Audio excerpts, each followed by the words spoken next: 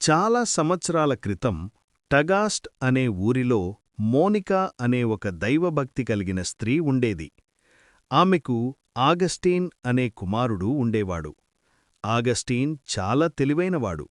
కాని యవ్వనంలో ఉండగా అతను చెడు స్నేహాలు మరియు లోక ఆశల వైపు ఆకర్షితుడయ్యాడు. దేవునికి దూరంగా పాపపు మార్గంలో నడవడం ప్రారంభించాడు. తన కుమారుడి పరిస్థితి చూసి తల్లి మోనికా గుండె పగిలిపోయేది. ఆమె తన కుమారుని మార్పుకోసం రోజులూ రాత్రులూ కన్నీటితో దేవునిని ప్రార్థించేది. ఆగస్టీన్ ఎక్కడికి వెళ్ళినా ఆమె ప్రార్థనలు అతన్ని వెంబడించేవి. ఒకసారి ఆమె చాలా బాధతో ఒక బిషప్ దగ్గరకు వెళ్ళి తన కుమారుడి గురించి చెప్పి ఏడ్చింది. అప్పుడు ఆ బిషప్ ఆమెతో, అమ్మా, ధైర్యంగా ఉండు. ఇన్ని కన్నీళ్లు కార్చి ప్రార్థించిన తల్లిబిడ్డడు ఎన్నటికీ నాశనం కాడు అని ఓదార్చారు. ఆ మాటలు ఆమెకు దేవుని వాగ్దానంగా అనిపించాయి. సంవత్సరాలు గడిచాయి.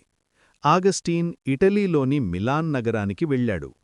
అక్కడ కూడా మోనికా ప్రార్థన ఆపలేదు.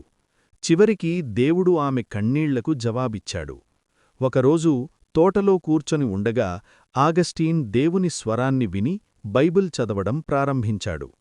దేవుని వాక్యం అతని హృదయాన్ని తాకింది. అతను తన పాత జీవితాన్ని విడిచిపెట్టి పూర్తిగా దేవునికి సమర్పించుకున్నాడు. ఆ తర్వాత ఆగస్టీన్ క్రైస్తవ చరిత్రలోనే గొప్ప వేదాంతిగా మరియు సెయింట్ ఆగస్టీన్గా పిలవబడ్డాడు.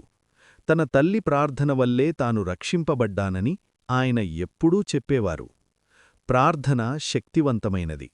ముఖ్యంగా ఒక తల్లి తన బిడ్డల కోసం చేసే కన్నీటి ప్రార్థనను దేవుడు ఎన్నటికీ త్రోసిపుచ్చడు.